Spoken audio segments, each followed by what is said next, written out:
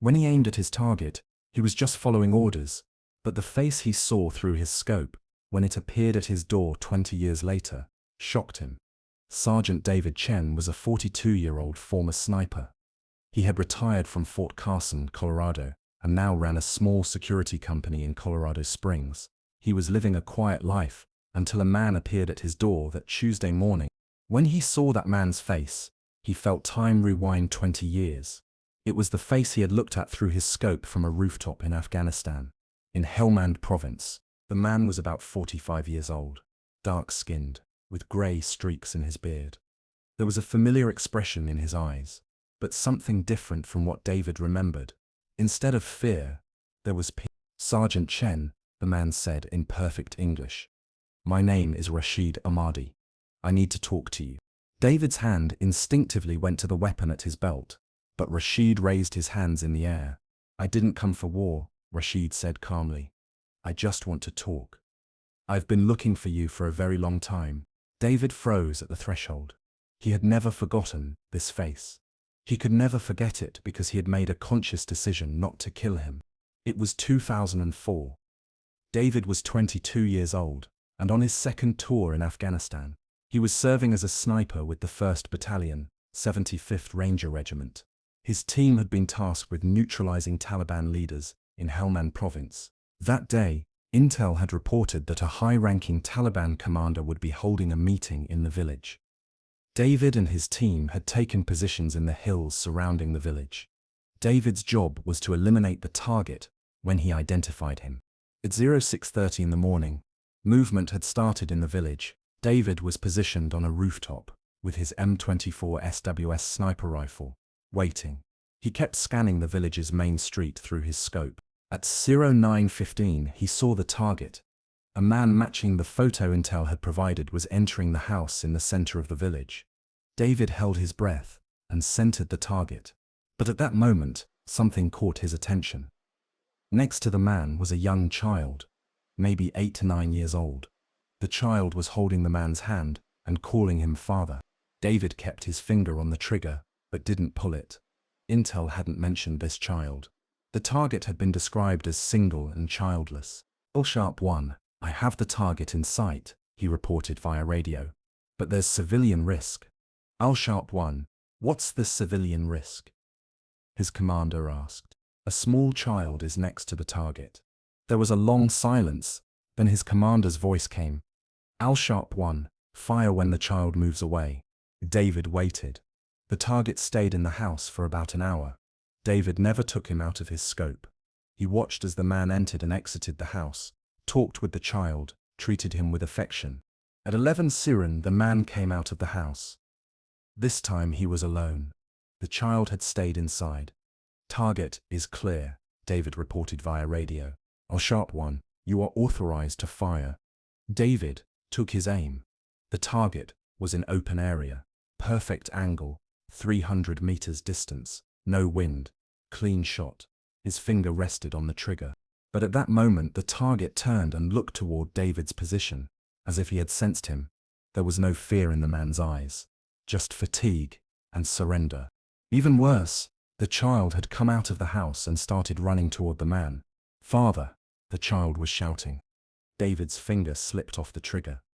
The target picked up his child and started walking toward the building. "Al-Sharp-1, why isn't the shot happening?" came the voice from the radio. David lifted his head from the scope.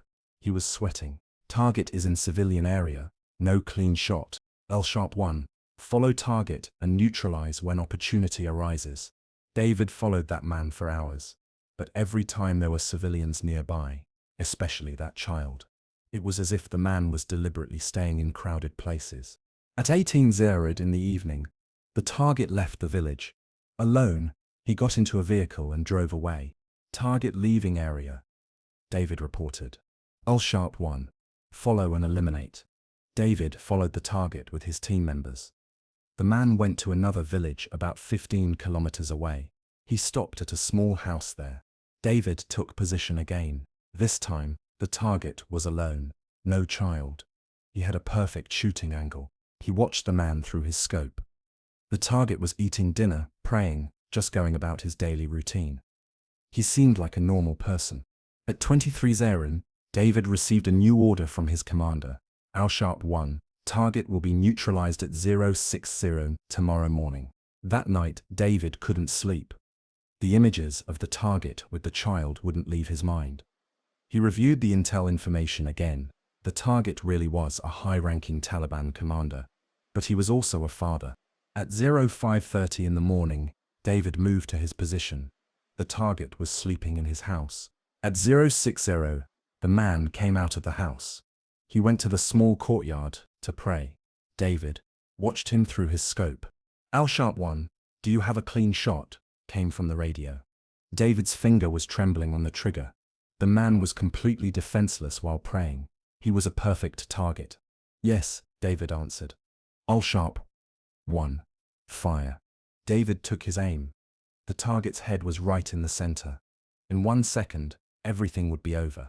But at that moment, the target finished his prayer and stood up, looking toward David's position.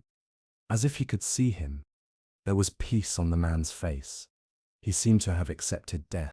David's finger slipped off the trigger. He exhaled. Was the shot taken? Came from the radio. David hesitated.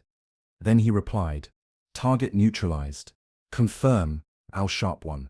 David looked through his scope. The target was still standing, calmly returning to his house. Target down, David lied. The team withdrew.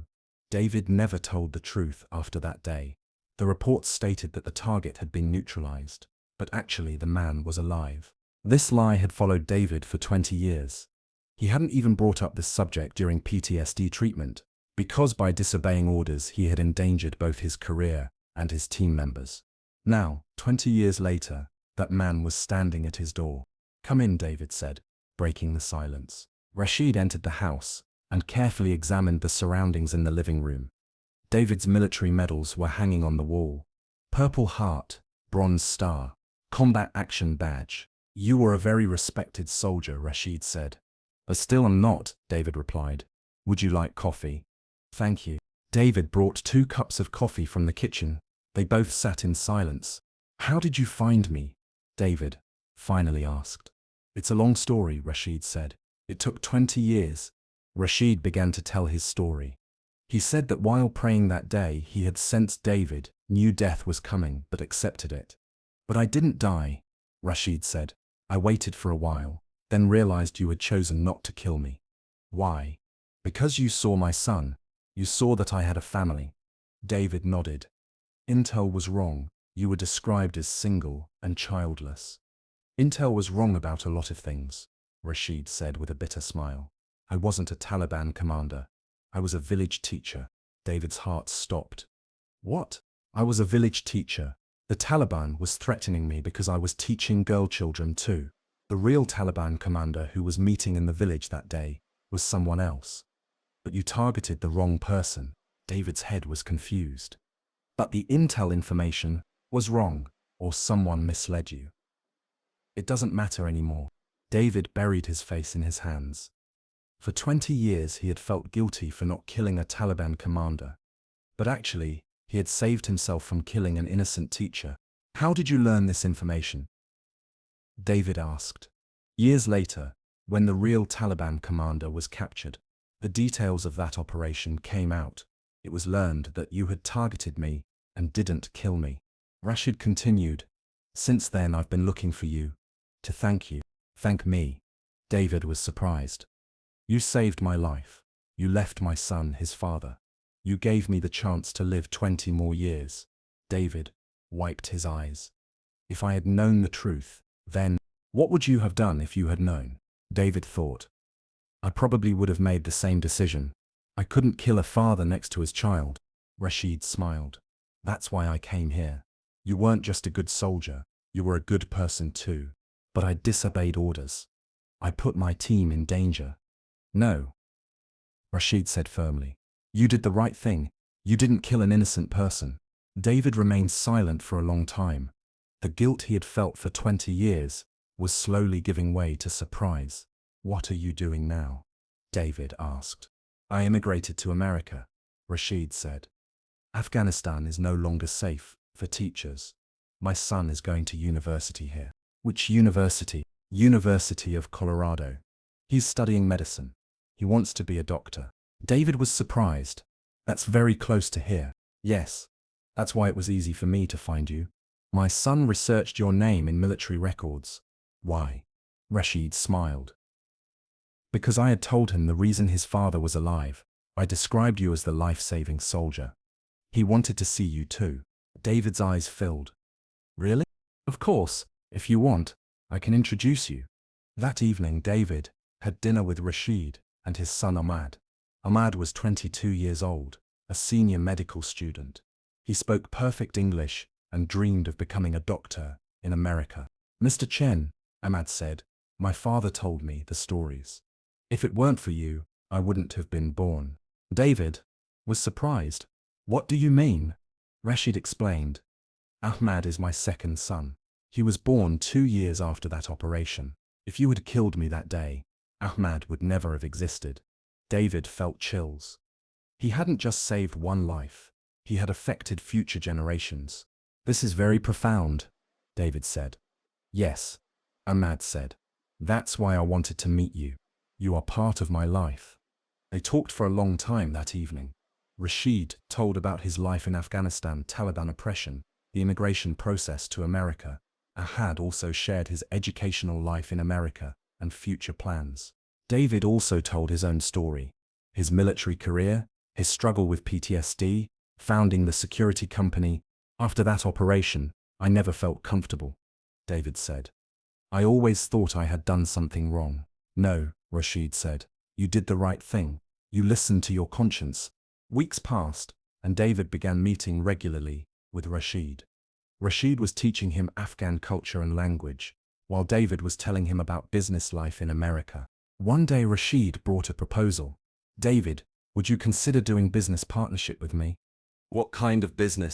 Security consulting, but not just physical security, cultural security too. Consulting for companies doing business in Afghanistan, Pakistan, Central Asia regions. David thought about the idea. I know those regions from a military perspective, but I don't know the civilian perspective very well. That's why we need partnership. You provide security expertise. I become the cultural bridge. 2 months later, they founded Chen Ahmadi Security Consulting. Their first clients were construction companies doing reconstruction projects in Afghanistan. David's military experience and Rashid's regional knowledge formed a perfect combination. The company grew rapidly.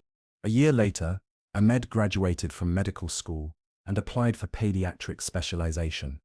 David was also present at the graduation ceremony.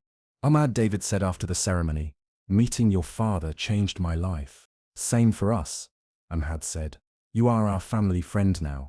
2 years later, David and Rashid's company had become one of Colorado's most respected security consulting firms. They were taking projects not just in Central Asia, but worldwide. One day, David received a call from his former commander. Colonel Morrison had retired and was working in the private sector. David, Morrison said, I hear great things about your new company. Thank you, sir. There's an offer.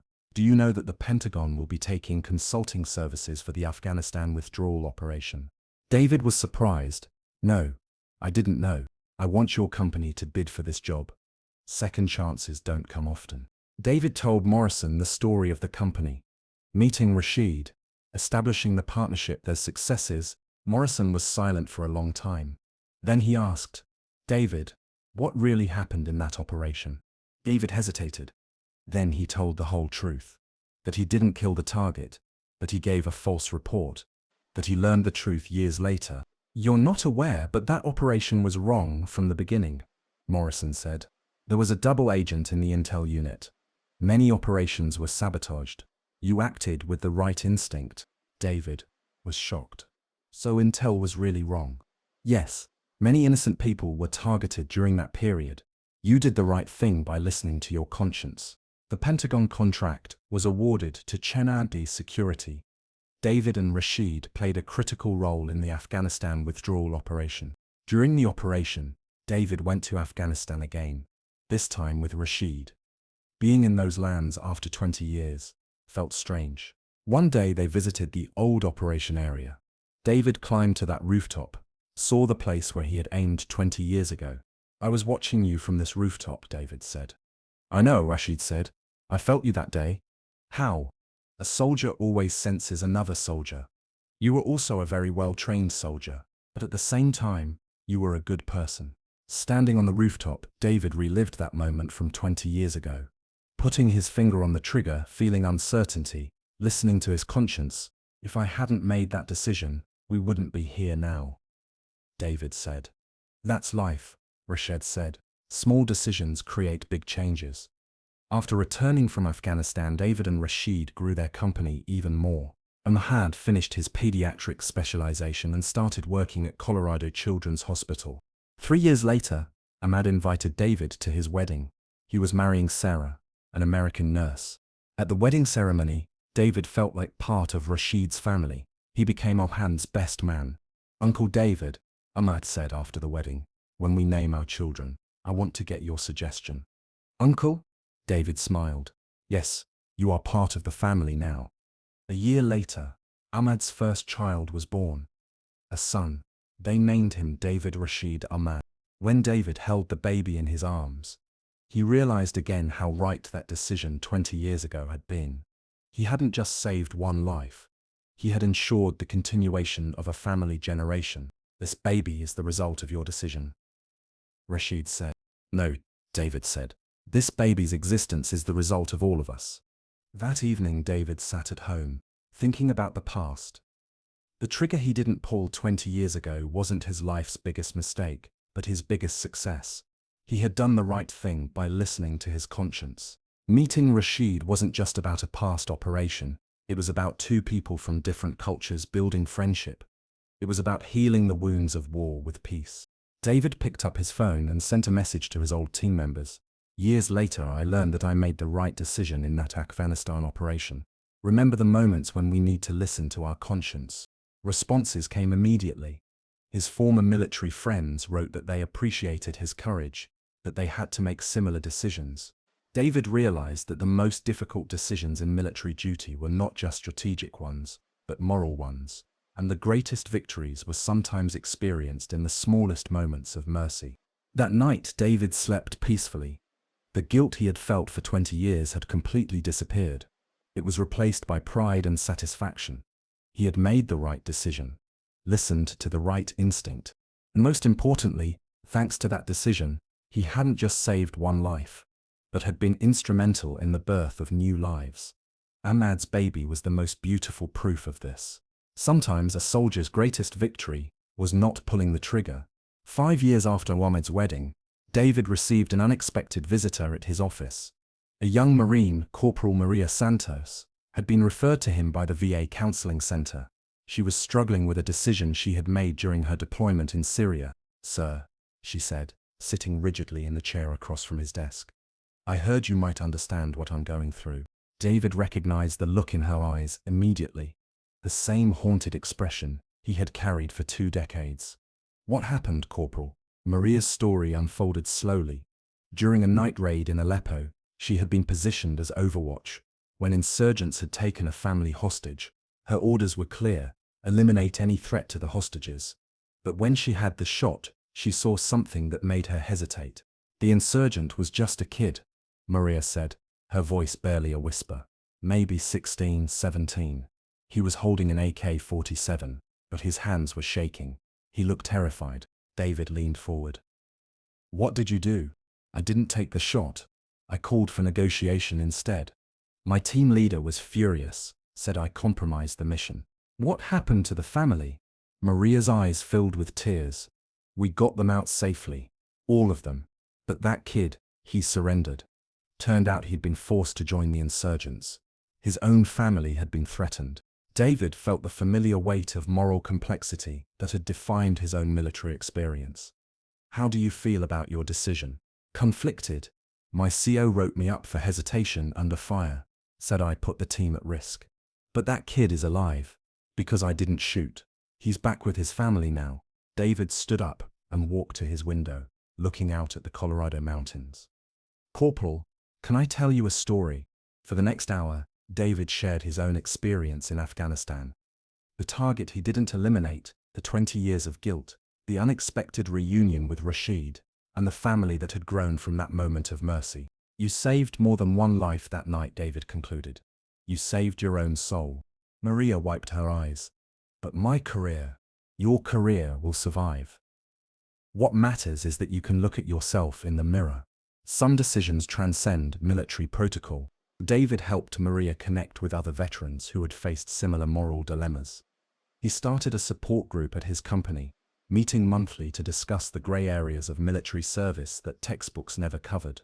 The group grew to include Marines, Army soldiers, Navy corpsmen, and Air Force security personnel.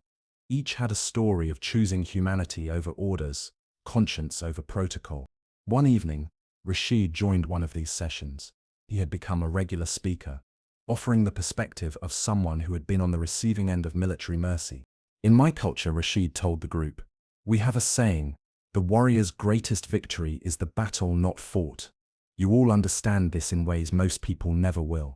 Among the group members was Staff Sergeant James Mitchell, who had refused to fire on a mosque where civilians had taken shelter, despite intelligence suggesting insurgents were inside. Sergeant Lisa Park had called off an airstrike when she spotted children playing in the target area. Captain Robert Hayes had allowed enemy medics to treat wounded combatants during a firefight. Each story reinforced David's growing understanding that moral courage in combat wasn't rare. It was simply unrecognized and unsupported by military bureaucracy. David began documenting these stories, working with a military historian from the University of Colorado to create a comprehensive record of ethical decision-making in modern warfare. The project caught the attention of the Pentagon's Ethics Review Board. 6 months later, David was invited to Washington to present his findings to a congressional subcommittee on military conduct. Congressman Williams, David said during his testimony, we train our soldiers to make split-second life and death decisions, but we don't always prepare them for the moral weight of those choices. What do you recommend, Mr. Chen? Integrate ethical decision-making into combat training. Create support systems for soldiers who choose mercy when protocol demands force. Recognize that conscience can be as valuable as courage. The hearing led to policy changes in military training protocols. David's story became part of the curriculum at West Point, the Naval Academy, and the Air Force Academy. Ahmad, now a practicing pediatrician, often brought his young son David to visit Uncle David at the office. The boy, now 5 years old, loved hearing stories about his grandfather Rashid and the American soldier who had saved him. Uncle David, young David asked one day, why didn't you shoot my grandpa? David knelt down to the boy's level. Because sometimes the bravest thing a soldier can do is choose love over fear. The child nodded solemnly, as if he understood something profound about the nature of courage. Rashid's health began declining in his 70s. Diabetes and heart problems from years of stress during the Taliban era were taking their toll. David spent more time at the hospital during Rashid's treatments than many family members. My friend, Rashid said during one of his stays, you have given me so much more than life. You gave me the chance to see my son become a doctor, to hold my grandson, to build a business with a former enemy. You gave me peace, David replied. For 20 years I carried guilt that wasn't mine to carry. Perhaps that guilt was necessary, Rashid mused. It shaped you into the man who could help all those other soldiers. During Rashid's recovery, David reflected on the unexpected paths that moral decisions could create. His choice not to pull the trigger had led not just to personal redemption, but to systemic change in how the military approached ethical dilemmas. Chen Ahmadi Security had evolved beyond consulting. They now offered specialized training in cultural sensitivity and ethical decision-making for military contractors, law enforcement agencies, and private security firms. The company's reputation for integrity had attracted clients worldwide. They had worked in Iraq, Syria, Somalia, and Colombia, always with the same principle: security achieved through understanding, not just force. One afternoon, David received a call from the International Committee of the Red Cross. They were establishing a new program to train military personnel in the protection of civilians during armed conflict. Mr. Chen, the representative said, we've reviewed your work with veterans and your testimony to Congress. We'd like you to lead our North American training division. The position would mean traveling extensively, training soldiers and officers in dozens of countries. But it would also mean expanding the impact of that single decision he had made 20 years ago on a rooftop in Afghanistan. David accepted the position, with one condition: Rashid would serve as his cultural advisor for as long as his health permitted. Their first assignment took them to Germany, training NATO forces preparing for peacekeeping missions in Africa. Standing before a class of soldiers from 12 different countries, David felt the weight of responsibility and opportunity. "Ladies and gentlemen," he began, "I want to tell you about a decision I made that saved my life, not from enemy fire, but from becoming someone I couldn't live with." The room was silent as David shared his story once more, this time to an international audience of warriors who would carry these lessons into conflicts around the world. After the training session, a young British officer approached him. "Sir, how do you know when to trust your conscience over your orders?" David considered the question carefully. When the choice will determine not just who lives or dies, but who you become in that moment. Some decisions echo through generations. As David and Rashid flew back to Colorado, they looked down at the landscape that had become their shared home. Two men from different worlds, brought together by a moment of mercy that had created ripples far beyond what either could have imagined. "Do you ever wonder what would have happened if you had taken that shot?" Rashid asked. David shook his head. "No, because then we wouldn't be here doing this work, helping these people. Sometimes I think that moment was meant to happen exactly as it did." "Inshallah," Rashid said softly. "God willing." "God willing," David agreed. Back in Colorado Springs, their work continued. The veteran support groups had expanded to 5 different locations. The ethics training program was being adopted by police departments and emergency response teams. Ahmad had been promoted to chief of pediatrics at the Children's Hospital. And somewhere in Afghanistan, in a small village that had been rebuilt with American aid, there was a school where girls and boys learned together, a school founded in honor of a teacher named Rashid Ahmadi, and the American soldier who had chosen mercy over mission. The plaque at the school's entrance read, "In memory of all who choose understanding over conflict, peace over war, and hope over fear." David had never seen the school, but Ahmad had visited during a medical mission and sent photos.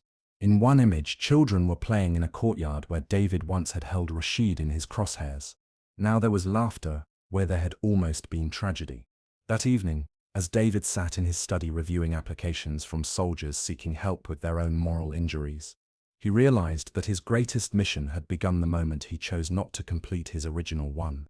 The phone rang. It was Maria Santos, the young Marine he had counseled years earlier.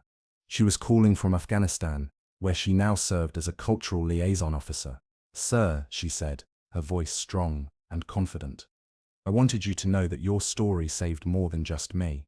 I've shared it with dozens of soldiers over here. We're making different choices because of what you taught us."